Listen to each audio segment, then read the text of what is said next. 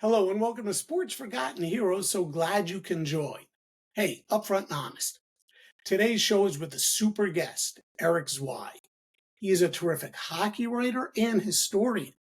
He has written several books about hockey, and we're going to discuss the topic of one of his books, the legendary hockey figure Art Ross. Now, that's the same Art Ross whose family donated the trophy that bears his name that is awarded to the leading scorer of the NHL every year. Now, the warning. We go really deep, and this podcast, well, it's a little long. We trace Art's roots, his early days as a hockey player, into his days as a hockey player in the NHL, his transition into management, and along the way, we will also discuss the many innovations he brought to the game or was a catalyst in bringing it to the game, such as the shape of the puck, the shape of the goal, the forward pass, and so much more. And like I said, Eric is terrific and knows so much. His book, Art Ross, the hockey legend who built the Bruins, is a thorough history of one of hockey's most legendary figures. Before we jump in, please follow Sports Forgotten Heroes on Facebook or on X at SportsFHeroes.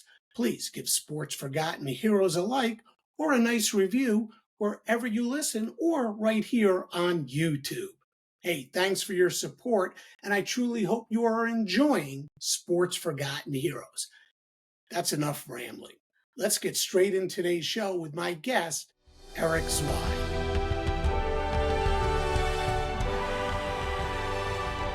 Eric, welcome to Sports Forgotten Heroes. So glad you could join. Well, thanks for having me. So, Art Ross, what an interesting topic. A lot of people know about the Art Ross Trophy, but they don't know a whole lot about Art Ross. So, let's start here. What motivated you to author this book that we're going to talk a little bit about, Art Ross, the hockey legend who built the Bruins? Yeah, well, first of all, we should tell people that this book is a few years old now, though it's still out there if you'd like to buy a copy. And yeah, it's funny. The fact that I thought this is a name that everybody knows, even if they don't really know why they know it. It's just the name on a trophy, but it's a hockey name. People know the name Art Ross. And I thought if he had done what he did in a career in baseball, for example, he'd be Branch Rickey, or he'd be John McGraw, and there'd be Casey Stengel. There'd be books and books about him. Even in Canada, where there's hockey books by the dozen every season at Christmas, no one had done this before. And I am a real nerd, is the only way to really put it, for the early history of hockey. I mean, the early days of the NHL, and even before that, like really from the start of when there's the Stanley Cup and the competition starts to become something we can trace all the way back to. So I was, for me, it was really Art Ross's playing career that was the draw. I was sort of nervous about taking on his NHL career, but it was, I had the idea for a while. And I kind of just eventually, I did a little bit of preliminary work and then kind of jumped in. Well, I think it's a terrific topic. A while back, I did one on Lord Stanley. So, we'll add this to the collection. Who are these trophies named after? When you were doing your research about art, what topic or what thing did you find that most surprised you about Art Ross? Well, I don't know if this is sort of the answer that you're looking for, but what I found most fascinating, and it was funny that I found it fairly early in the research, was the sort of twisted history of his family tree. I mean, I knew his hockey career as a player, though not as well as I would come to know it. I knew the stories of him as a longtime coach and general manager and vice president of the Bruins, but I didn't know anything about the personal story. And that wasn't necessarily what I went into the book doing, but it was fascinating to me how I kind of came across all these things. And I'm trying to remember, because it was a while. Like, I started the research in 2005, so that's pushing 20 It is years. a lot. And the book came out in 2015, and it wasn't 10 years of mining coal, but it was 10 years of pretty hard work. But very early in the game, like I had in those days, I worked for the company that did back when the NHL guide and record book existed as a physical book as opposed to just a website. I had worked for that company for a while and knew some hockey people. And one of the people who gave me a bit of a push in the early going was Milt Dunnell, who was a longtime sports editor for the Toronto Star and lived to be over 100 years old. And so it was like, hey, this is a guy who actually knew him. Though it turned out he didn't actually really know him. He'd sort of seen him and covered him. But he sent me some early clippings that he had. And I also, because I'm friendly with some of the guys in the archives at the Hockey Hall of Fame, I had asked them, have you ever had any contact with any family members? And they put me in touch with one of Art Ross's granddaughters, who really, we hit it off. But she said, the one you want to talk to is my brother, Art Ross III, who is the family historian. And so once we got going there, it was, I have zillions of emails back and forth between me and Art. And we would get on some pretty weird tangents. But one of the things, because he had written about the family, and so he knew that there were holes in the family tree. That's not a good analogy, but and like one of the first things I came across, because this was right around the time the Canadian censuses had first been put online. And in the 1901 census, I see that Art Ross is living in Montreal with the family of a man whose name isn't Ross. Like, clearly, this is not his biological father. What's the story? And Art knew a little bit about this, and he was like, yeah, you hit the nail on the head. We don't really know what happened. And we did eventually, after the book came out many years later, found out really exactly what had happened. But basically, his first family, the first marriage, after years, they had 10 children and years and years and years of marriage, sort of fell apart.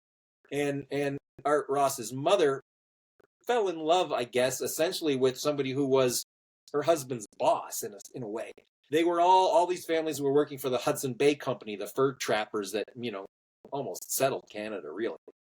And so there was all sorts of sort of family intrigue and so she ended up divorcing, which took some doing in those days. And as I said, I didn't know this yet. Even when the book came out, we were still. You get into that. You get into all that real early in the book, and you do cover how the divorce and some of the steps that needed to take place in order for that to happen. And you talk about his upbringing, and what struck me is how these inconsequential events can change the outcome, destiny, or the path that someone takes. And for Art, it was his mother getting remarried to Peter Mackenzie.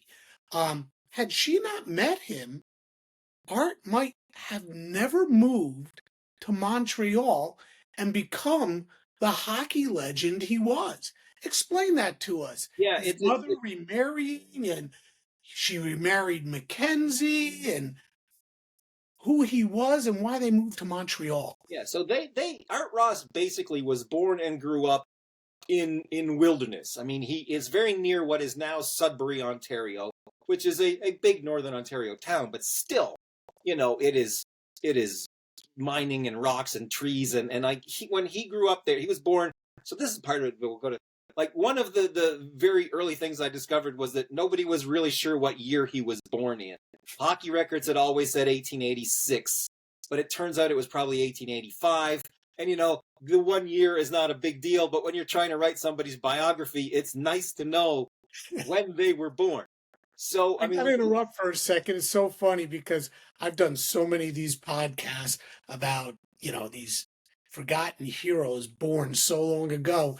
And that is not as unusual as you might think. No, well, I know so many authors. My family, like my grandparents' birthdays are sort of unknown. So, it wasn't as big a deal in those days.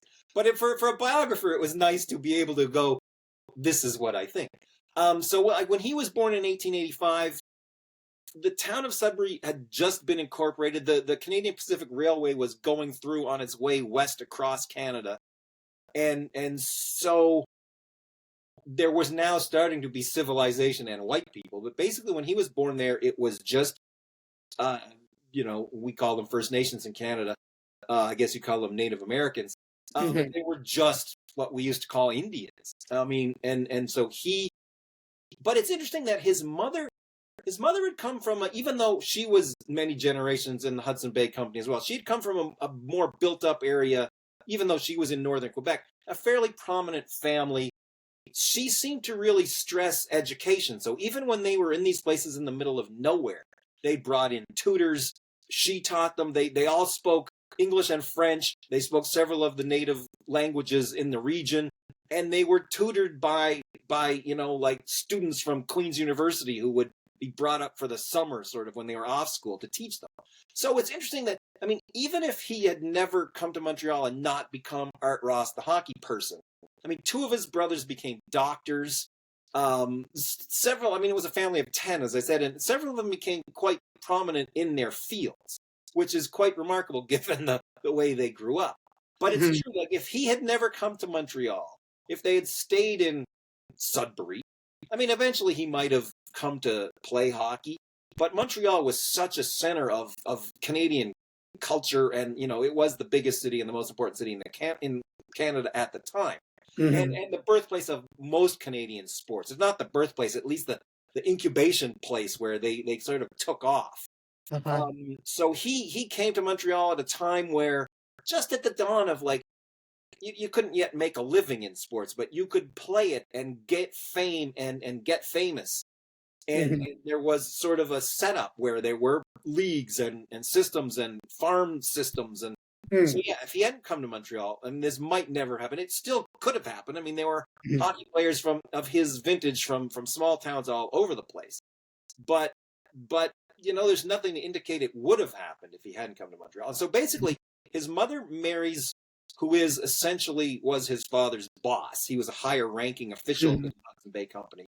And though he was from small places and had been in all these weird little wilderness places, he basically is at this point living and working out of the main office or one of the main offices. I think they had an office in Winnipeg as well, in Montreal. And married this woman with 10 children, several of whom were already old enough to be out on their own, but brought at least 5 of them to Montreal into this new house big house he bought for the family. And he must have been a remarkable man. I mean, as far as, like, the family seemed very fond of him, the children from the second, marriage. And like, Art Ross named some of his children, have, like, middle names from that are Peter Mackenzie's name. And so I think I find him to be a remarkable character who I don't know a whole lot about. But it really does. It changes Art Ross's life, and in a sense changes the destiny of hockey. Yeah, no doubt. And you said that this was an area where, Montreal was sort of an epicenter or an incubator for all sorts of sports, obviously hockey being one of them. And there was another legendary hockey family that was developing around the same time as Art Ross, the Patrick family. What about his friendship with Lester and Frank Patrick, particularly Lester? They would pretty much be on each other's radar from their preteen years through the rest of their lives. How did they meet, and what was their relationship like? Well, it's funny. I mean, that Lester Patrick wrote about it, and it's in the biographies of Lester Patrick, that when their family was from smaller communities in Quebec, the Patricks, and moved to Montreal. Lester Patrick's father ran what became a quite successful lumber company, and so was established out of Montreal after being in the timber areas of more rural Quebec. And when they moved to Westmount, which is the most affluent suburb in Montreal, he talks about meeting, it's funny because he definitely refers to him in the books about it as, like a rich man's son. Like, Art Ross had all the sports equipment, had all the things, and Lester considered him a rich man's son. I'm not sure if Art would have considered that. I mean, they weren't poor, but by Westmount standards, they certainly weren't in mansions and things. Like, he was a working guy at the a fur trading company. I mean, he wasn't, somebody who built railroads. But anyway, so that's how they meet. They meet playing sports as teenage, like basically about 10 or 12 years old in Montreal, and there's a lot of Frank and Lester Patrick would influence hockey in a big way, the way Art Ross did too. But there were lots of Walter Smale, who's not a name people know anymore, Sprague and Odie Cleghorn, and my cat, who you haven't seen yet, but is pushing the screen from behind. He is named Odie for Odie Cleghorn. There were a lot of these guys in the neighborhood, though Frank and Lester and Art Ross really would become the sort of movers and shakers, like not just great hockey players, but great hockey minds who moved the game forward. Again, incubator, Montreal. You said that Art might have made it into hockey in another way, shape, or form had he not gone to Montreal. But one thing you did write about is how great an athlete Art Ross was.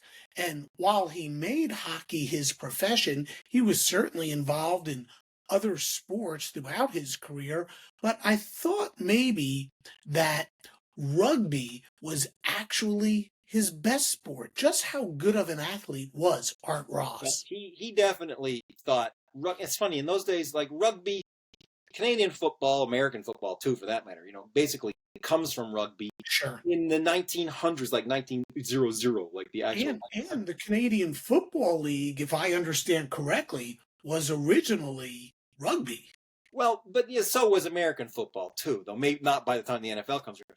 But that's I was going to say, in those days, the terms kind of rugby football and rugby football are all used sort of together. Like in Canada and the United States, the game is changing from what is traditional rugby into ways that will become what we recognize as football. But if you saw the game they were playing, it would look more like rugby to us now. But people who played rugby then knew it was a changing game.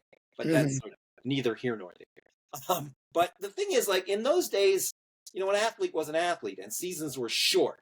I mean, even just as a boy, they're still just teenagers at this point, but even men who are playing these sports, I mean, nobody can make a living at it, for one. And none of, if you're an athlete, you play what the season dictates. You play hockey in the winter, you play baseball in the spring, you play football in the fall, you play lacrosse. Canada lacrosse was a big game in Canada in the summer. So most good athletes were multi-sport athletes. Though most of the guys who became hockey stars probably would have considered hockey their best sport, and Art really thought it was football. But the thing is, so hockey becomes professional in Canada. Hockey and lacrosse become professional in Canada long before football does, and rowing was another big sport that a lot of the athletes would play. But once you became professional, which starts happening in 1906, 07, 08, once you became professional in one sport, you were considered professional. And some of the sports were more rigorous about this than others. So, and football was one that remained strictly amateur for a long time. And so once he accepted money to play hockey, he could no longer play football. He would still coach. He coached teams for quite a while in the early 1900s. He couldn't play. This happened in a lot of guys who took money to play lacrosse couldn't play football and couldn't play hockey because lacrosse had done it a few years earlier. So that's what really kind of funnels him into hockey. But as a young man, he played everything. I mean, Frank Patrick talks about this in some of the things he wrote about. They all played football. They all played baseball. They all played lacrosse. They all rowed. They all swam. They were all athletes. And because, as I say, you had to. I mean, it's how you stayed in shape for your sport was by playing the other sports all the time. But as to how good he was, I mean, Elmer Ferguson, who is the namesake of the award for sports writing in the Hockey Hall of Fame. Elmer Ferguson was a Montrealer, and he thought, he writes in the 40s or towards the 50s, I guess, when Lionel Conacher is named Canada's athlete of the half century. And Lionel Conacher was another one of these guys who played everything and was great at everything. And he was named Canada's athlete of the half century in 1950 in a pretty overwhelming vote. But Elmer Ferguson thought Art Ross was a better athlete than Conacher was. So interesting. I mean, he boxed and wrestled too, as did Conacher. They just did everything and were good at it. Well, he was great at hockey. When he played hockey, especially in the early going, how did the game differ? I mean, he played a position called cover point. Explain that to us. Well, the thing about hockey in this era, and in the 1900s till 1910, 11, 12, 7 men aside, for one thing. So I mean, point and cover point, except that they played sort of one in front of each other instead of side by side, aren't very different from what we think of as defensemen now. I mean, that was their job, was to defend. And some like Ross and Patrick were among the early defensemen to start rushing the puck and leading the offense.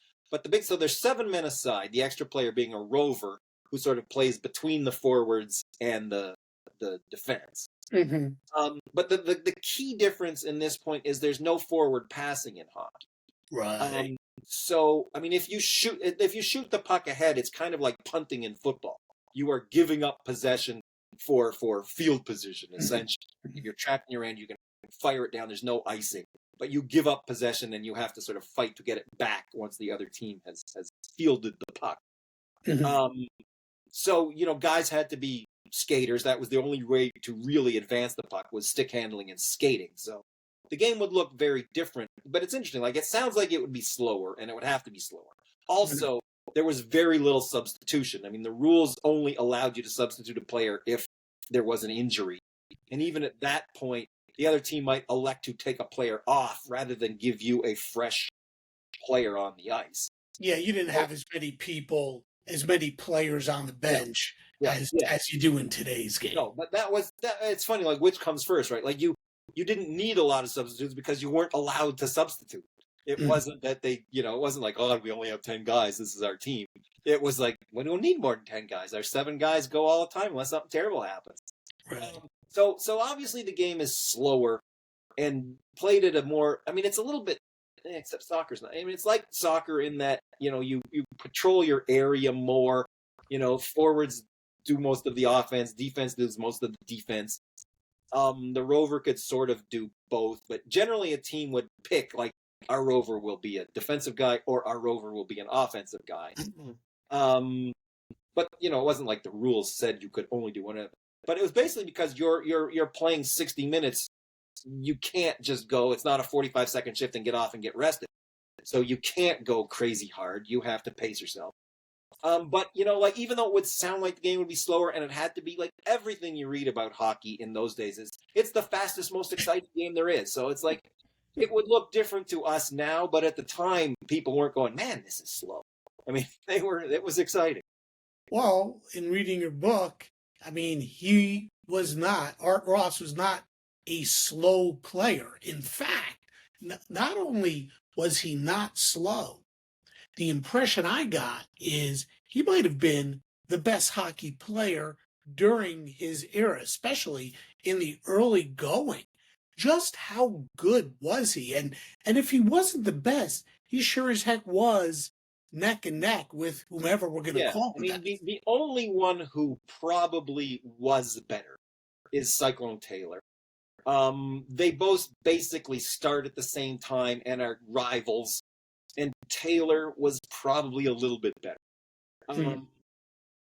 But, it's impossible to know. None of us have seen them.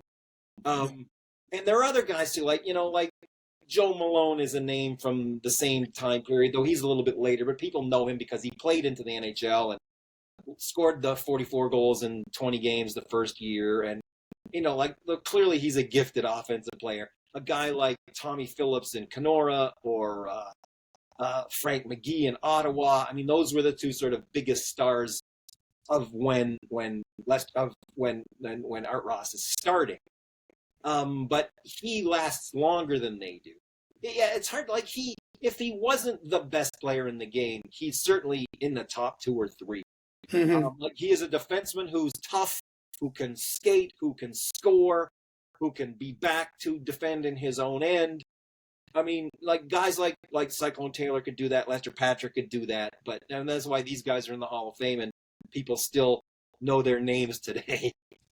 They were that good, and it's like, I know you're going to ask me, who does he compare with? Yeah. Yeah, might as well. Who, if you were to look at today's game, or when I say today, recent memory, who, if we wanted to say that guy is sort of like Art Ross, who would you think of?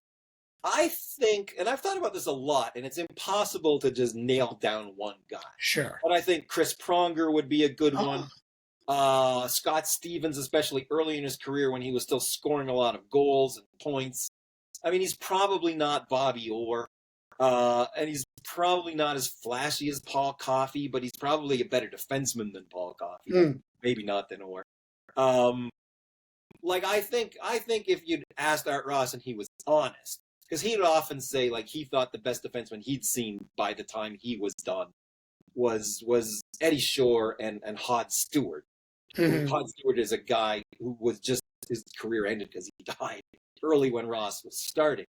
But I think I even say this at the back of the book, that I think that was like, because Ross was always compared with Hod Stewart. Like he sort of took over on the Montreal Wanderers from Hod Stewart and sort of probably became a bigger and better star. But I think when he talks about Hod Stewart and Eddie Shore, he's just like, and because they were always often compared to him, I think that's his way of going, I'm as good as anybody. And I still think, like he's probably more comparable to, which is again guys we haven't seen, but Doug Harvey than he beat Bobby Orr. But I mean, he's that kind of guy. Like he's the kind of defenseman who can do everything and control the pace of the game, which is what they always said about Doug Harvey. I mean, nobody thought a defenseman could do what Bobby Orr did. I mean, Art Ross and Lester Patrick and a few other guys rushed with the puck, but they weren't going to lead leagues in scoring. right. So, but I think Pronger is a decent one, except that Pronger, though he was often considered the best one or two defensemen in the game, wasn't considered one of the like the best players, because I think we put more of a premium on the big scorers now. But I think Pronger and Stevens are a good match. I mean, playing right now, I mean, God, maybe, like a guy like Cale Makar or Quinn Hughes is having such a big year. Oh, wow. But, it's hard. It's impossible to say, really. And the other thing is that, I mean, in a book I did for kids a few years ago, I kind of lumped him, like it was a book that had Hall of Famers and, paired old guys with new guys. And I sort of paired him with Rob Blake and Doug Wilson, but that's more because they went on to careers in management. I think as a player, Ross was a better regarded as a player, even though these guys are, well, Wilson never won the Norris, but Blake did. Like, again, they were among the best defensemen in the game, but not the best players in the game. And Ross really was a great player. I mean, I know that you, and the stuff you sent me, you mentioned Mark Messier. That's probably a decent fit, except it's hard to compare forward to a defenseman. Well, I was talking more in the leadership type thing. Yeah. When Art played, there wasn't an NHL. There was no National Hockey League, like we're familiar with today. So where did he play professionally, and how is the professional game organized? Again, very different from the way the game is today, especially in the early going. Yeah, I mean, it's funny. I mean, it depends on how you think about it. I mean, yes, it is very different, but in a sense, I mean, there was very early in Art Ross's career, there was the National Hockey Association, which will become the NHL.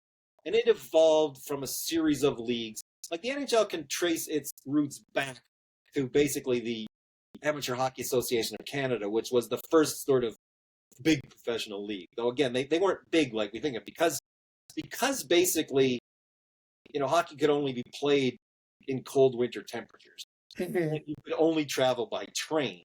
Leagues had to be smaller, shorter, and more regionalized. So, and some league has to be better than the others. But in a sense, there's leagues, maybe not in every province in Canada, but in every region in Canada. And even though the leagues that will become the NHA and the NHL are always considered the best, the leagues in Manitoba produce Stanley Cup champions. The leagues in the Maritimes produced at least challengers for the Stanley Cup champions. Soon there'll be leagues in Alberta and British Columbia that are challenging and sometimes winning the Stanley Cup. So even though there were never more than 6 or 7, and sometimes as few as 3 and 4 teams in the NHA and the NHL, there were other leagues of comparable. I mean, but again, like if there were 10 or 12 top level professional teams, that was a lot. But remember, the NHL only had 6 teams for 25 years. Right. So, I mean, when Art Ross gets his first sort of senior hockey, because there's no professional yet, playing in 1904-05 in the Canadian Amateur Hockey League, which is one of the leagues on the stepping stone towards the NHL. He makes it big when he goes out to Brandon, Manitoba. The Manitoba Hockey League was a real rival to the leagues in Ontario and Quebec. Mm-hmm. And he played in Brandon and then was loaned to the Kenora Thistles and helped them win the Stanley Cup in 1907. Again, like if there had been the ability to fly across the country, and like these would have been one bigger league. Mm-hmm. It's just the times. It's not so much that, God, we can't have more than 4 or 5 teams. It's like, we can't have more than 4 or 5 teams. There's no way to do it. Like when it takes a week to get across the country on a train, I mean, that's like when we get to the Stanley Cup soon, when it becomes an Eastern versus Western thing, it's like played in the East one year, the West the next year, because it takes 6 or 7 days to get across. You can't be going that between every couple of games. So, I mean, that's why it's different, though, as I say, like if you think about it in the big picture, it's not as different as it seems, but it's a very different set. Now, you touched upon this early on, that it was not the easiest thing to make a living being a professional athlete and just playing a sport. Athletes back then in football and baseball and hockey and basketball, what have you, did not make the millions upon millions of dollars that they do today. And, hockey, like the other sports back then, you had to have an off-season job. What did Art do when he wasn't on the ice, when he wasn't participating in sports? What kind of jobs did he hold down? Okay, well, we'll go back a little bit first. So, yes, I mean, hockey in Canada, they start paying people to play in American cities around 1899, 1900, but it's looked down upon in Canada, and it becomes controversial as players go back and forth across the border. It's not until the 1906-07 season that Canadian leagues begin to allow professionals to even play. And it's a big issue. It's a real moral quandary in sports. More in Canada than it is in the States. But even in the States, there was a real amateur-professional divide. But even when they start paying guys, I mean, the other thing about hockey is the season's always short. Like, it's really basically December, January, February, March. 10 or 12 games, like a game or two a week over a 3 or 3 month period. So seasons are as short as 8 games and never longer than 20 in the time when he's playing. So if you're making $1,000, $2,000 for 3 months of the season, I mean, that's what guys are making. I mean, like a $2,000 hockey salary is comparable to what a doctor might make at the time, and you're only doing it for 3 months. But still, it's not a career. Like you're only going to be able to do this for a few years. So everybody has to have an established career. I mean, even if you didn't need the job to make money at the time, you need a career because basically your hockey career is going to be over at 30, and you're going to have 40 more years to live and make a life. So they're all trying to establish themselves in some fields. And it's interesting. Ross actually first, when he left school, I guess, after high school, I don't think he ever went to university. He went into banking in Montreal, and it was actually the banks the bank, he was transferred from his merchant's bank in Montreal to the branch in Brandon, and that was how he was sort of recruited out there. It's like, we can't pay you, but we can get you a better job than what you got. So for a couple of years, he still worked in banking. His last year in Brandon, he actually bought into a flour milling company. That was the big sort of industry in Brandon. But when he comes back to Montreal in 1908 and sort of establishes himself now as a pro hockey player and somebody, a man who needs a livelihood, he opens a sporting goods store. And it becomes quite because he has the name, it's amazing more of them didn't do that. I mean, I remember reading, I think it was Joe Garagiola talking about how baseball players you like to have a hardware store because the product doesn't go bad, like nails and screws and hammers and stuff. If it doesn't sell this season, it'll sell next season. You don't have to throw it all out. But essentially, like, so he's kind of doing the same thing. He's selling skates and equipment and not just hockey equipment, but like all sports. And his company is, not surprisingly, really. I mean, it becomes a big company. Like, why wouldn't you buy your sporting goods from the best hockey player in the country? And he has a mail order business, so he's able to send stuff right across the country.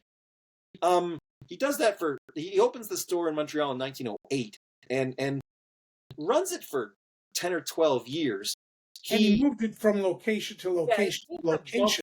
Yeah, I mean, all sort of in downtown Montreal, but I mean, I don't really know why it moved quite as often as it did, but it did.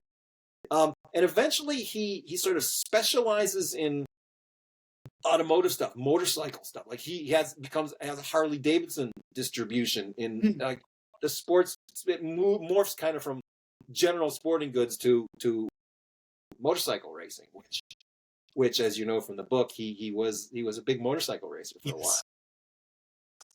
I'm going to read this next question. Right from my sheet of questions.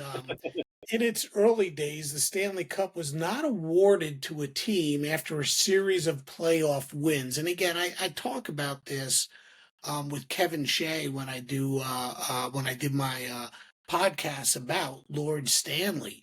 Teams challenged teams for the cup. Hockey, like we were just talking about, was not organized and run the way it is today. They were amateur leagues, professional leagues, and getting everyone on the same page to form a true professional league took many years, decades, and you explained part of the reason why. And we could probably discuss this topic for hours as well. But in short, can you tell us about the mechanics of this? It was not an easy time in the 1800s and the first few decades of the 1900s. There were a lot of issues regarding amateurism, which again you talked about earlier, professionalism, and in the end, it certainly had a profound impact on the career path that Art took. Yeah, well, so as I said, when hockey is first organized, and there's all sorts of debate about where and how and when, but basically 1875 in Montreal is sort of thought of the beginning of what we would now, like the roots of modern hockey kind of date from there. And yes, it was an amateur game, which becomes an issue, but it isn't at first. I mean, that's just what you expect. But so in 1892, Lord Stanley announces he's going to donate this championship trophy because that year, the way the league, the American Amateur Hockey Association of Canada was set up in an odd sort of challenge system instead of a schedule system the way we know it now. So in that year, Ottawa, which is where Lord Stanley, as Governor General of Canada, is based, and so he's a fan of the Ottawa team. Ottawa's team wins every single game they play that year, but loses the last one, and so loses the Stanley Cup. Like, sorry, that's the last challenge. You aren't the champion, even though we all know you were the best team by far this year. So he decides, this is silly. We need a trophy with a sort of recognized set of how it will be awarded. And because there's really, in the East, they don't really know much about the other leagues. So they just assume that Amateur Hockey Association of Canada is the best league in the country. And it is, but not far and above everybody else. So, but the league is set up. At the time, they know there was also the Ontario Hockey Association. And so the Stanley Cup is donated, and two men are put in charge of running how it will be awarded. And they decide there'll be this sort of challenge at the end of the year between the champions of this league and the champions of that league, which would have been sort of like you'd say. Mm-hmm. Like, you win, we play a series, and off you go. It's kind of like, the World Series for so many years when there were no playoffs. So like the champions meet, and the champion is the champion. Right. But because the leagues are small, and more of them start to spring up in different provinces and different parts of the country, and now that there's a recognized national championship trophy, other people want it. So it can't belong to one league because, as I said, the leagues never have more than 4, 5, 6 teams in them. It's not a national championship trophy if just one league can have it. So the setup was always that the champions of other leagues could challenge the current champion. I mean, it's not, even though it seems so different, it's like boxing or mixed martial arts. It's like there's no real league. There's just champions from all over who win their way up and challenge the champion.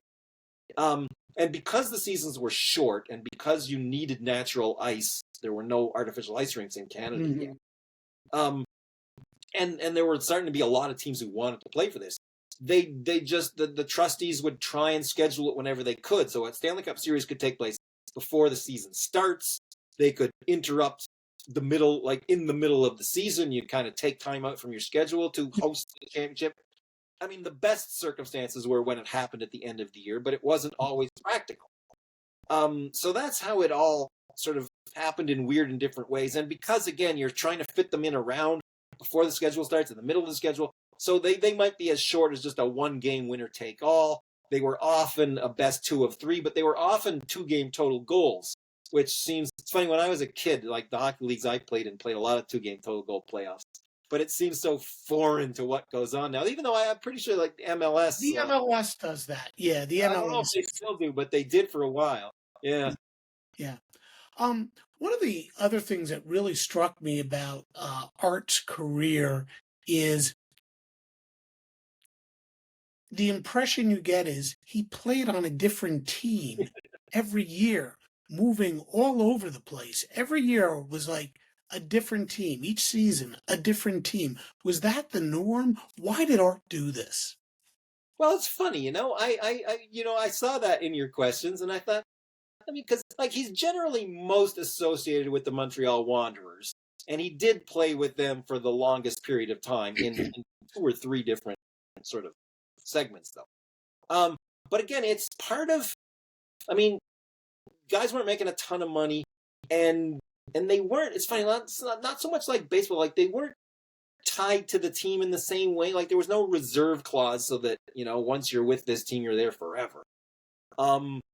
They were all, and it's funny because I know like when like Marvin Miller would talk about this, like when free agency was really announced in baseball, there was this talk of like, well, everyone will just be a free agent every year. But the players realized that wasn't good because there'd be too many players out there.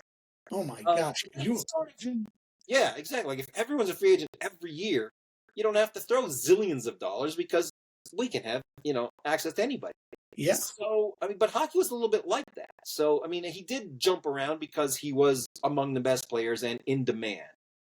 And part of it also, the reason it looks like there's so many teams is because some years he would just, and other guys would too, and eventually rules get passed to make this harder to do. But, he's playing for the Montreal Wanderers, and the team from Pembroke, Ontario says, hey, we've got a big game with our rivals in Renfrew tomorrow night.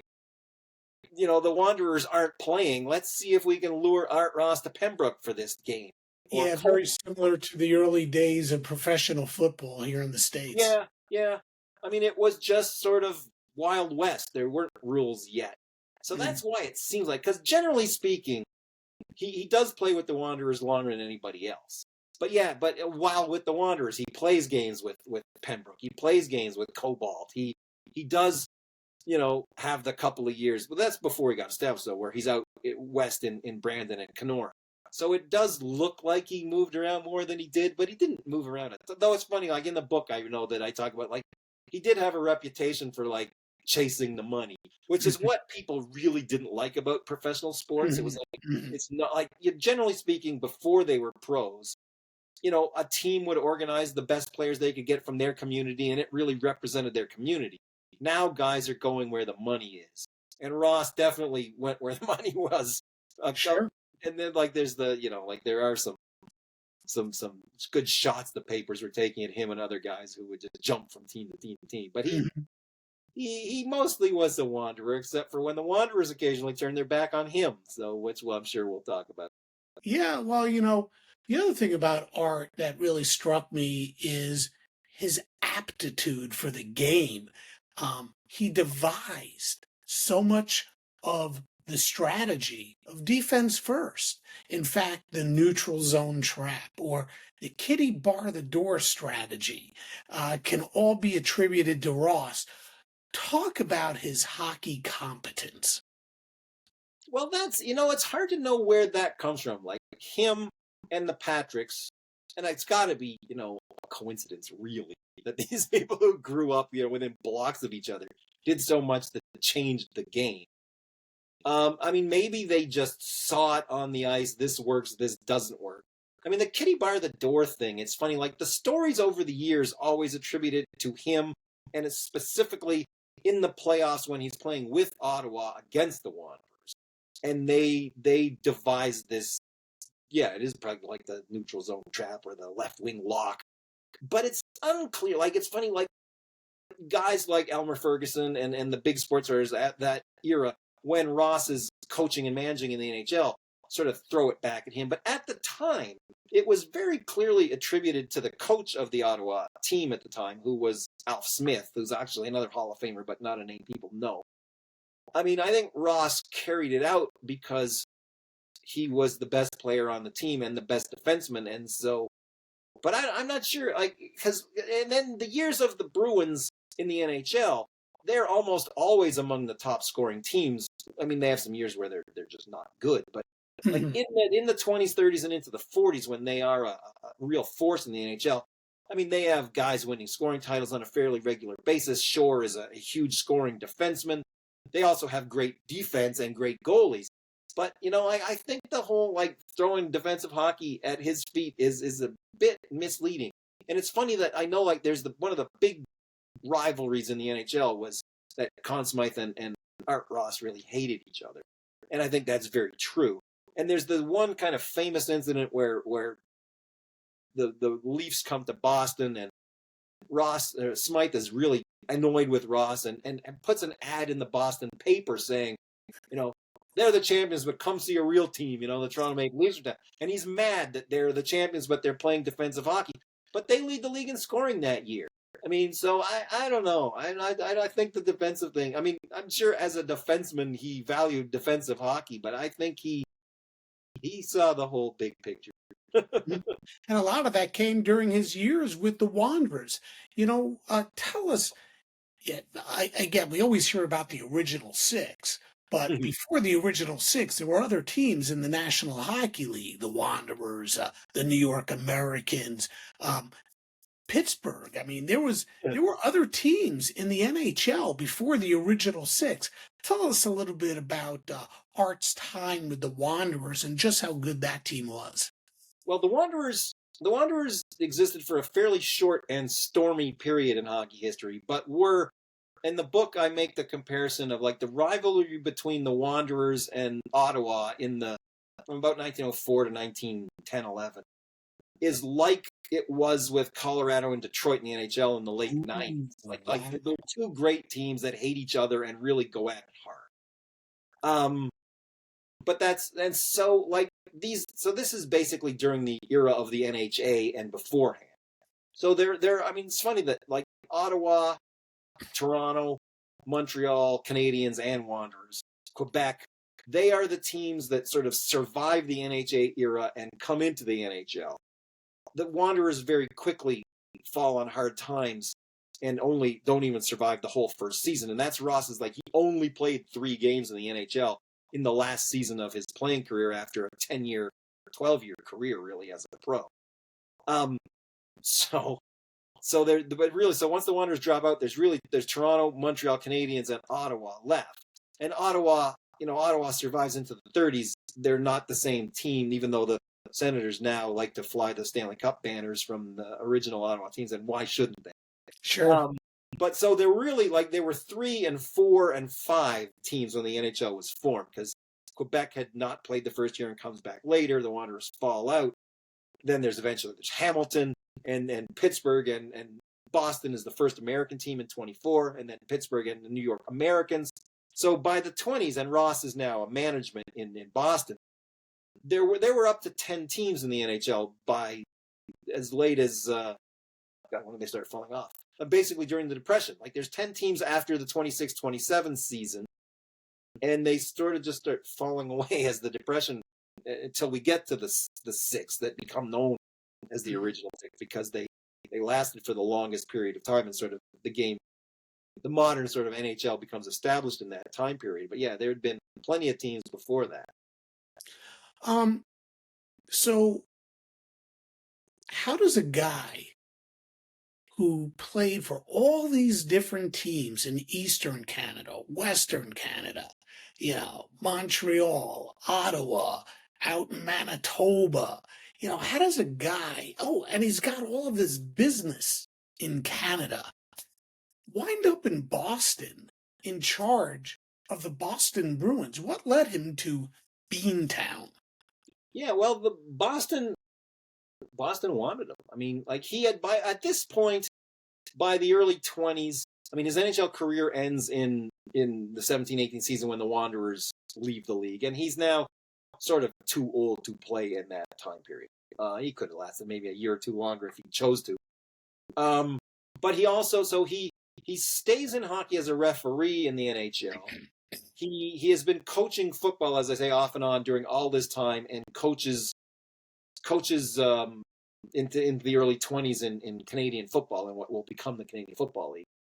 And in the 22-23 season, he's offered the chance to coach the NHL team in Hamilton. It doesn't go super well, and so he only does that for the 1 year. But he's back. He's in the 23-24 season. He's back to being a referee. He's still a known sports personality in Canada. He's racing his motorcycles now, and he's more of a builder in sports now. Like he is organizing sports events, and like during the First World War, he did a lot of sort of motorcycle racing for charity and to raise money for the Red Cross and things like that. So I mean, he's a known organizer. He has been running his own business, though. By now, the sporting goods has morphed into the Harley Davidson thing, and soon he's going to actually leave that and sell insurance for a couple of years. Mm-hmm. But he is recommended, basically, when Boston, there's a guy in Montreal, Thomas Duggan, I've never really known how you pronounce it, who is sort of tasked with the NHL of selling franchises to the United States now that they're sort of ready to expand into the United States. And Boston and New York were supposed to come in together, but there were various reasons why New York was delayed. So Boston becomes the first American-based team, and Charles Adams he's a sportsman from Boston and is kind of recruited, attracted to the ownership of the Boston team, and he's sort of is asking, like, who am I going to get to head up this team? And people in Montreal are telling him Art Ross is the guy you want. The things Adams talks about, he wants a tough team. He wants this. He'd seen Ross working as a referee during the 1924 Stanley Cup series and was apparently impressed by how he handled himself. So and Ross doesn't seem gung-ho on it. Like Adams has to really woo him. There's a few management things, like he's not happy with the Duggan guy and is glad to know he won't be part of the team in Boston. And I think he doesn't really agree to go down there until he realizes Duggan won't really be involved. But that was it. Like he was sort of a known hockey commodity. This is a guy who could build an expansion team. There hadn't really been expansion teams to this point, and it did take him a few years. Yeah, it wasn't easy going at first in Boston. In fact, they weren't that good a team. So talk about that, about those first couple of years, how difficult it was, how bad the Bruins were, and what did he do to turn the team around? Well, yeah, it's funny because I mean he obviously built the same team, the first team that went 6-24 that first year. Like he had brought some of the people he knew from coaching in Hamilton. He also coached the senior amateur team in Hamilton, so that was like a lot of the players he brought to Boston were Ontario Hockey Association guys he had coached against. But yeah, it didn't work well the first year. I mean, he talks about we had 3 teams that year. He said one coming, one going, and one in the wings. So it was tough. They didn't do well. But it doesn't look like he was ever under pressure, like, this guy wasn't the right guy. He apparently works very tirelessly. So Boston had a long kind of hockey tradition already, but local amateurs, and they weren't really convinced like a Canadian coming in, bringing these Canadian professionals was the best way to go. So he did a lot of, going out to events and talking and schmoozing and telling stories and selling Boston on professional hockey. But it really took a couple of years. Like the 24-25 team is the first team, and they're terrible. They're a little better than next year. But then after the 26 Stanley Cup, the big thing, so the Frank and Lester Patrick, who had left Montreal many years before and ran big leagues, rivals to the NHL out in Western Canada, have come to the conclusion that now that the NHL is expanding into the United States and they're adding Boston and New York and Pittsburgh and another New York team, Detroit and Chicago are coming, they can't compete in places like Edmonton and Calgary and Saskatoon, and even Vancouver. So the Patricks decide, and it's interesting that they, may or may not have actually had the right to do this. They are going to sell their players en masse to the NHL to kind of build up the new teams the NHL is planning to add. Mm-hmm. And Frank Patrick and Art Ross sort of convince Charles Adams to bankroll this. And the NHL eventually goes, we can't have one team calling the shots. So the NHL steps in, and it gets a little, it took a long time to try and explain it in the book, so I'm not even going to try now. But basically, the NHL steps in. Adams still puts up most of the money and does get to keep the players he wants. But all these Western players come to stack the teams in New York, the Rangers in New York, the who are going to become the Red Wings and the Blackhawks in Chicago. But Boston gets many of the guys they want, and particularly Eddie Shore, who I'm not sure how much they had their eye on Shore as because Shore hasn't really proven himself yet. Oh, he will. Very similar to Boston. He is the Bobby Orr of his day, and he didn't turn the team around single-handedly, but before Shore is there, they're not that good. And the 20 or 12 years Shore is there, they are a power in the NHL. Sure. That's really the guy. There's lots of other people too, but if you're pointing at one guy, it's him. Was Art a well-liked person? Well, no. Even in the Boston media, he was respected in Boston, and people knew he was gruff and tough, but, he was basically our asshole, right? He's like, you'd hate him if he was somebody else. But I think all the NHL original guys, I think Conn Smythe was a jerk. Jack Adams is a horrible human being. They're all horrible human beings.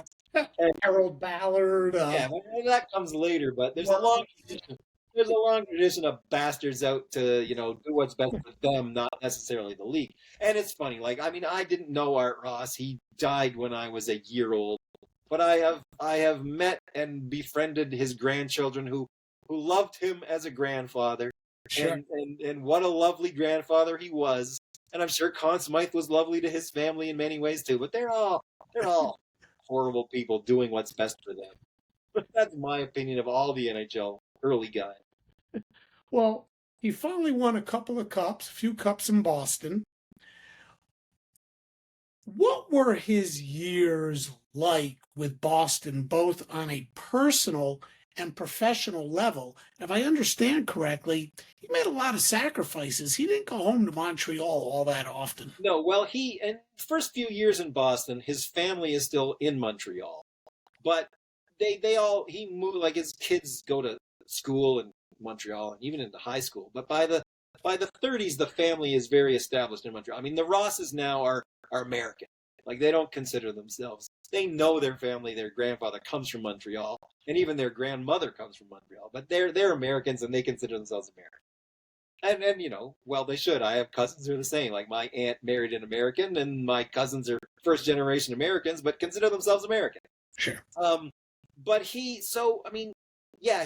did, and for the first couple of years, he still had his now insurance business in Montreal.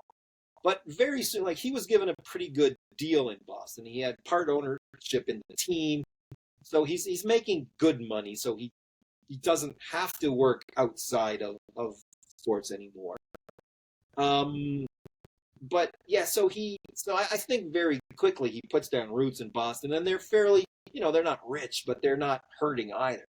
So I think by the 30s, when the team wins the Stanley Cup by 1929, which is only their fifth season in the league, so he built them fairly well. And from that point on, with a couple of years where they just have a hard time, they're basically a power for the rest of the time he's running the team. So I think it all worked out okay for him and for Boston too.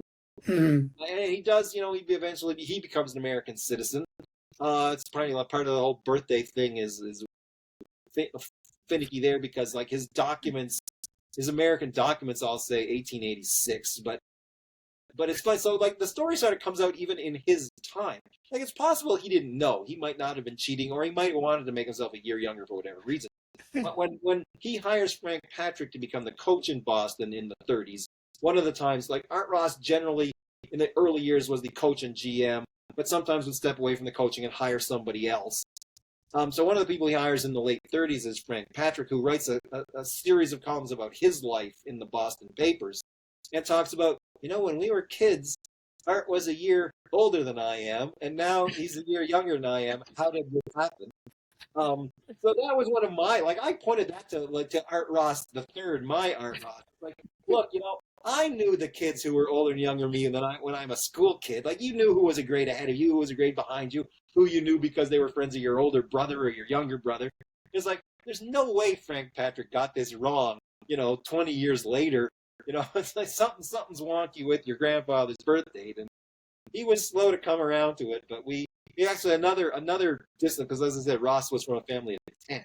So there's a lot of distant relatives who we came across on Ancestry.com and stuff. And there was this one gentleman whose roots are very French Canadian from the early part of the family in Ross's mother's family. And he was the one who was the real sort of super genealogy sleuth. Mhm. And though we never found, because I don't think there is a birth certificate because they were born in such oddball places. Mhm. But it seemed very clear that he was born in 1885, not 1886. But it really sort of becomes an issue. It doesn't become an issue. No one cares except me. But, it's in the papers in Boston in the late 30s after he's taken out his citizenship and now is attributing 1886 as his birth year. And Frank's going, no. He lost some years over the years. Um, Earlier we talked about how his aptitude for the game, and we talked about, just uh, how smart he was when it came to hockey. He was also a very innovative person. Um, he redesigned the puck. He redesigned the goal. He instituted a huge change in the rules of the game to include the forward pass. Talk about Art's vision for the game, his innovations, his impact on the game that still influence the game we watch today. Well, it's interesting, like, I don't know what comes first. Like, in his sporting goods business, he was, he had his own line of skates. He had his own line of equipment. So, I mean, he played and he knew what, I guess, was comfortable and what worked for him. And again, like, he and the Patricks, and again, I think it's just got to be a coincidence, but they did all grow up together. Because the Patricks are out west now, changing the game like crazy. Like, I think they did more of the big picture things. Ross then later would help introduce them into the NHL as opposed to the Pacific Coast League where the Patricks had kind of championed them. But the puck in the nets, like the puck, funny, like a puck hasn't changed a heck of a lot. It's a hunk of rubber. And it's, again, this one was tricky to figure out too, because clearly in 1919, the NHL adopts an Art Ross puck.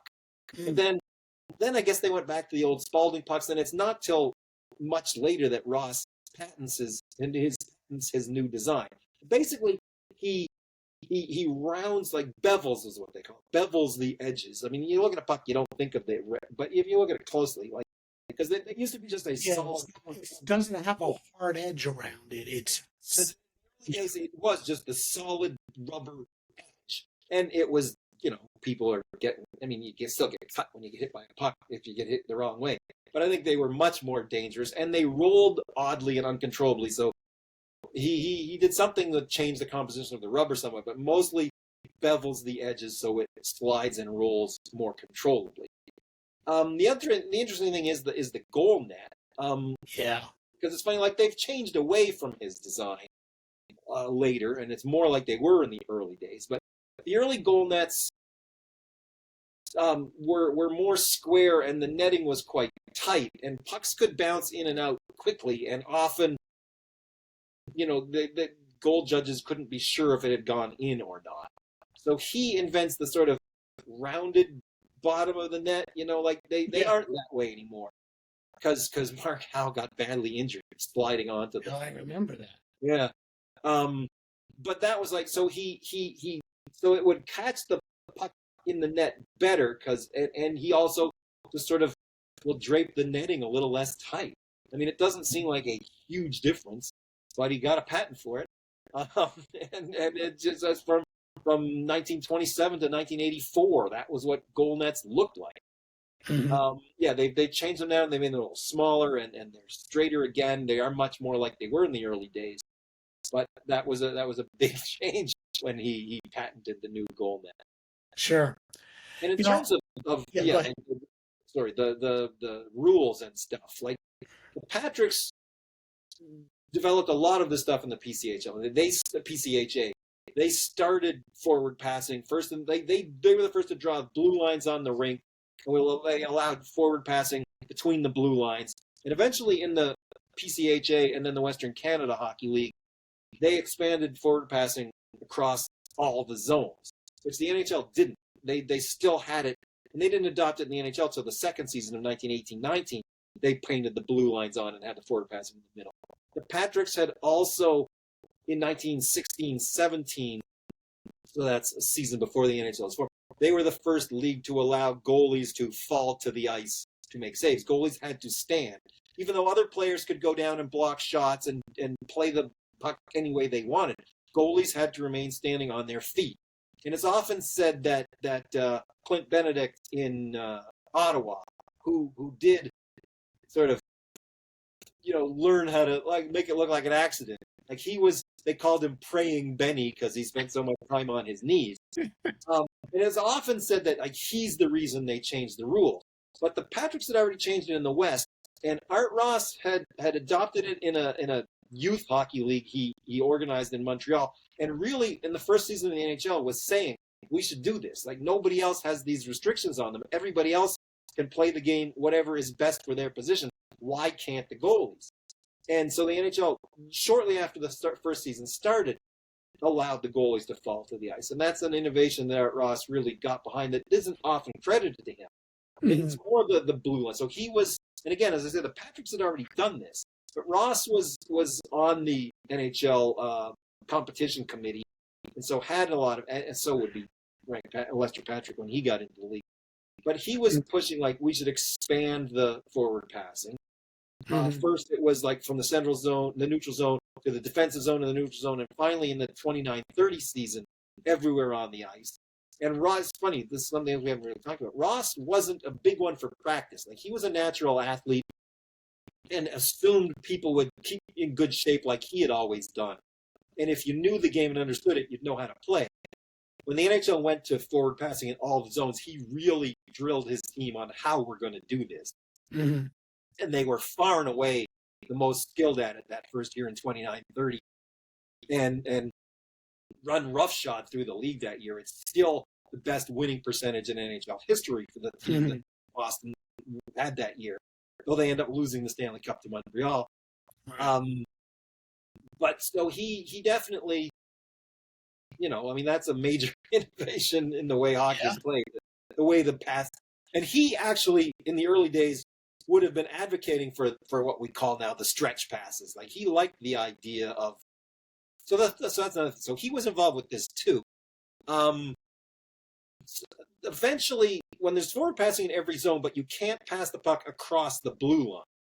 Mm-hmm. So if you have, this is what they first actually used the term power play for.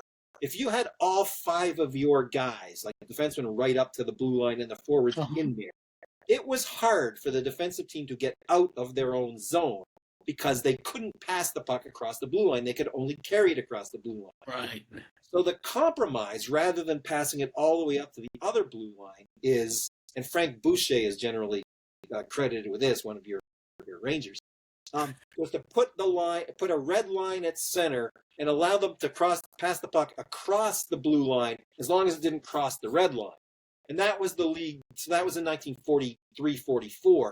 And that's the way it was for 60, 70 years. until they decided, all right, we want to open the game more and let them pass it all the way up to the other blue. But Ross they had experimented with that in minor leagues that he helped to run, and even in a few NHL games. He would have been for that, I think, even back in the 30s, but the rest of the league wasn't ready for it. Sure, because it opened up the offense and the game. If I read correctly, in the early going, it was too defensive. There was not enough scoring. Yeah, well, it's interesting. Like in the early days of the NHL, there's tons of scoring. And then once it expands to like all 10 teams in 26, 27, it's the same way that what happened in the late 90s. I mean, it's like it becomes easier to teach teams to be defensive, I think, or coach them to be defensive, than to it's easier to control that, to clamp down than to be creative. Mm-hmm. So yeah, like in the late 20s, the game becomes ridiculously defensive, and that's why they decide to open the forward passing into the offensive zone. And even at that, they kind of went overboard. Like there was no offside at the blue line at first. That gets changed very quickly. Like you could just, what we called as kids goal suck. You just camp yourself in front of the other goalie and wait for your team to bring the puck up to you. Yeah. So they changed that rule very quickly in that season. But yeah, I mean, for a while in the late 20s, it was, like 2-1 was your average score, and people were kind of bored. One of the things I like doing, Eric, is finding these little nuggets in books that I read. And you brought up one that, frankly, I had no clue, that Pittsburgh might be considered the birthplace of professional hockey. Can you tell us a little more about that? Well, yeah. I mean, I don't remember when I became aware of that. At some point in my Society for International Hockey Research colleagues, I mean, it sort of becomes well known. Like people who researched this era, older than me and longer before I did, kind of knew this. But it's interesting. So, I mean, baseball becomes professional in the United States in the 1860s. Like the Cincinnati Reds in 1869 are the first pro team, and very soon after that, baseball is becoming professional. And even though there isn't the NFL until the 1920s, and college football was still the dominant game, people are paying, Americans are paying people to play football as early as the 1890s. But hockey in Canada was very much sort of the British aristocratic, even though it's interesting that, like soccer teams were being paid in England, soccer players, in like the 1880s, but somehow the British aristocratic system of sport for sport's sake was what, Canadians kind of clung to. So Canadians were slow to accept this, but Pittsburgh, I guess, an American city, and Americans still today are, more entrepreneurial than Canadians generally, I think. And in Pittsburgh in the 1890s, they had a big new hockey rink. If we're going to make this a spectator sport, we got to get the best players here, and we're going to get them here by paying them money. So guys would come down from Canada. It's funny, there weren't a lot of Americans playing professionally yet, though there was a well-established amateur sport in the States. And it is the States where they started paying them, but they're bringing Canadians down. But it's a strange thing, because if you leave your amateur team in Canada to accept money, as I said earlier, like you can't go back. You can't go back. And so they start fudging things. Like really, they'll say, well, we aren't paying them to play hockey. We're bringing them down to work in this job. It just happens that the company sponsors the hockey team and they're playing for the hockey team. Everybody kind of knew that was a crock, but nobody wanted to call them out on it. So it's like, and the salaries are, it's ridiculous. Like you're getting $40 a month to, like Sprague Cleghorn talks about this when he first goes down to play professionally in New York in 1909, even though there's pro hockey in Canada then. Like he was, I can't remember what he says, but he basically, like, he didn't even know what his job was, but he was taking the salary and playing hockey on the side. And that's sort of what they did so that they could go home to Canada and play other things. And not everybody's going to lose their amateur status, though some of them do. And there's some famous stories from the 1890s of guys being banned because they are known to be professionals. So that's how it starts, and it starts in Pittsburgh. It has to start somewhere. I don't know if there was anything special in Pittsburgh, except as I said, they had this great big arena and wanted to fill it and make money. Everyone wanted to make money, so that's Interesting. and I don't know. I mean, it's like 1899, 1900, 1901. Very soon, there's a pro league in the States. Small places, like it's not in big cities. It's in Upper Michigan's Upper Peninsula, and then places like that. And then the Canadians. So then it becomes a big thing in Canada to pay guys. You know, like as I said before, you're supposed to play in your community for your team, and it starts happening in the West, in Winnipeg and in Manitoba. Like Winnipeg teams where the money is in Manitoba are like, hey, guy from Brandon, come here, work for our company, and you have to play for our hockey team. So it's kind of an open secret that this is now happening, and people are really upset about it. Like in the East, where they're more stuffy and staid about this, they think it's horrible. In the West, they're like, this is the new country. You guys are old, behind the times, and eventually they just say, well, if we're going to do this, let's be open about it and pay these guys to play.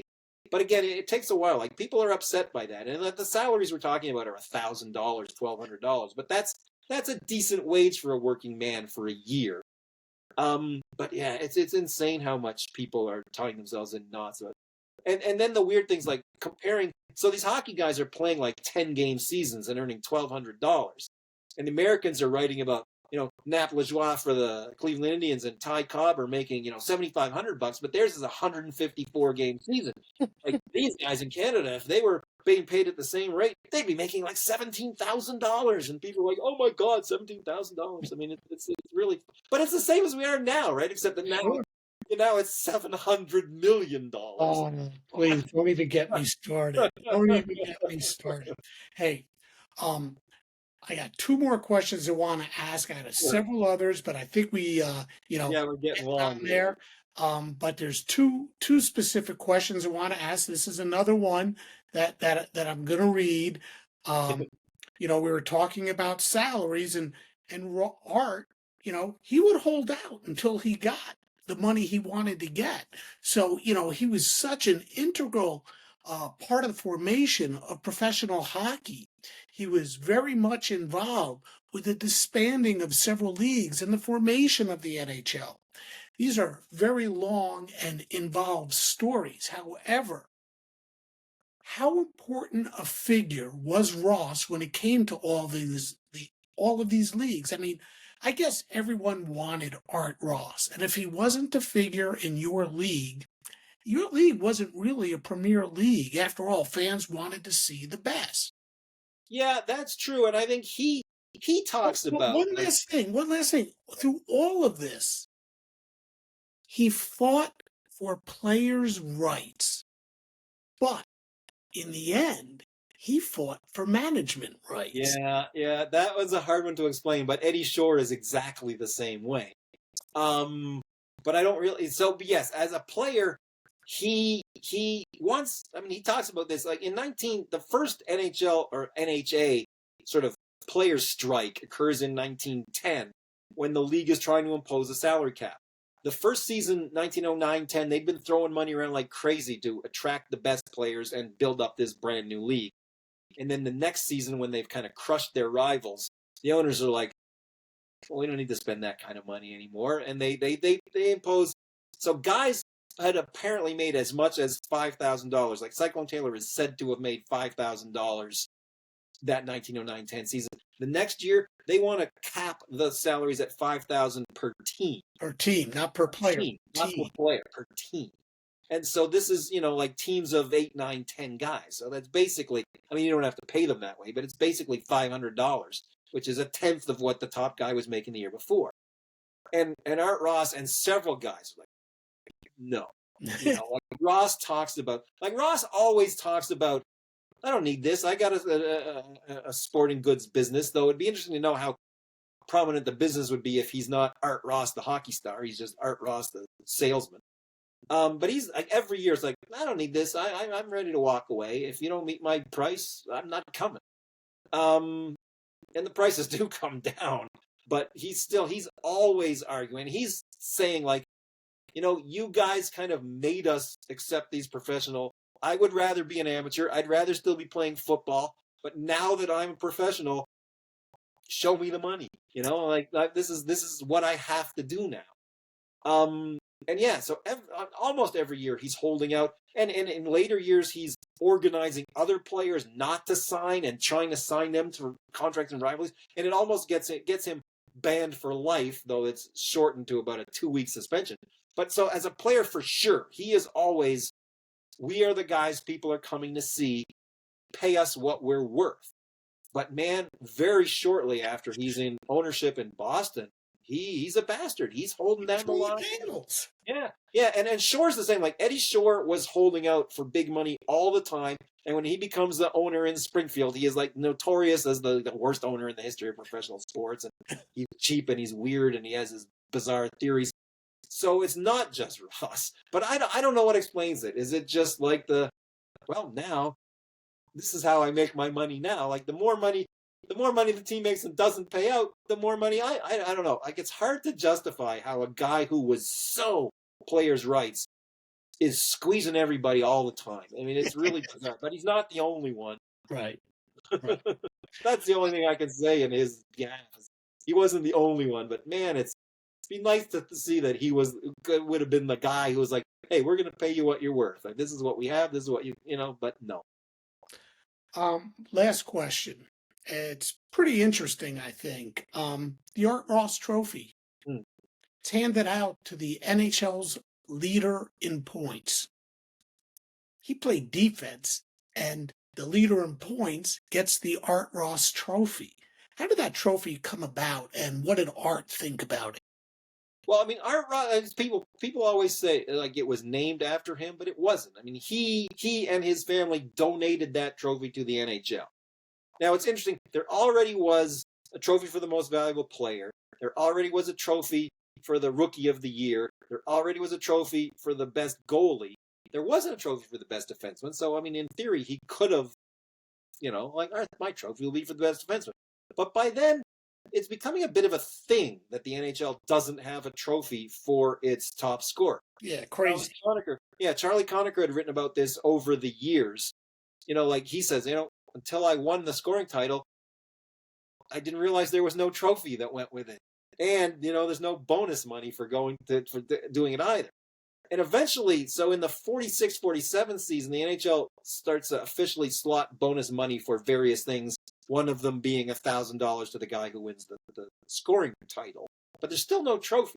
And it's interesting that, and I've never really understood why this trophy didn't happen, because in early as 1941, there's all sorts of talk about Art Ross is donating a trophy to the NHL that is going to go to the most valuable player in the league as voted on by his fellow players, as opposed to the Hart Trophy, which is voted by sports writers. Mm-hmm. And it seems to be accepted, and it's all in the papers that it's happening, but it never happens. The sort of NHL line is that it's something to do with World War II, but I don't understand how that would have any bearing on it. But the trophy doesn't happen. And then finally in 47-48, at the end of in 48, after the season is over, because the trophy is awarded kind of retroactively to the guy who won it first, it's announced Art Ross and his sons are donating a trophy to the NHL for the scoring leader. So, I mean, they clearly decided that was what it was. I mean, and it was, as I say, by now it's kind of an issue that there's no scoring trophy. Nobody's saying, why isn't there a best defenseman? Though they will soon enough. Right. But yeah, so I don't think. I mean, he could have been for best defenseman if he chose, but it's like the league wanted and needed a scoring trophy, and he sort of stepped up and said, "I will donate this, and I'll put my name on it." It also has his son's names on it. If you see the actual like engraving on the trophy, it does mention all of them, though it is called the Art Ross Trophy.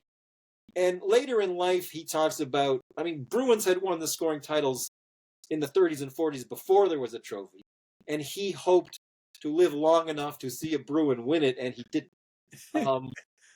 So I think that was probably disappointing to him, but I don't think he ever thought it odd that I was a defenseman and this is my trophy. He doesn't seem to. Interesting. Well, Eric, I want to thank you so much for spending so much time. As you can see, I love this kind of stuff. The book that you wrote, there it is, Art Ross, the hockey legend who built the Bruins. Can people still get a hold of that? Yeah, it's probably not super easy.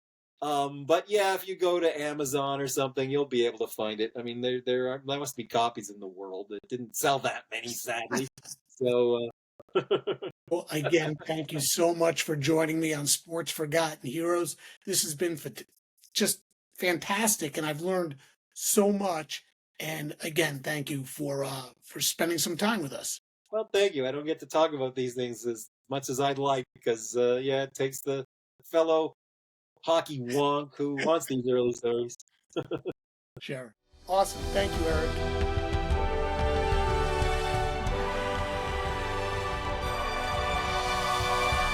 Once again, a big thank you to my guest, Eric Zweig, for spending so much time with us discussing the great and legendary career of Art Ross. For more, you can always pick up a copy of his book, Art Ross, the hockey legend who built the Bruins. Thanks again for listening, and I'll see you next time on Sports Forgotten Heroes.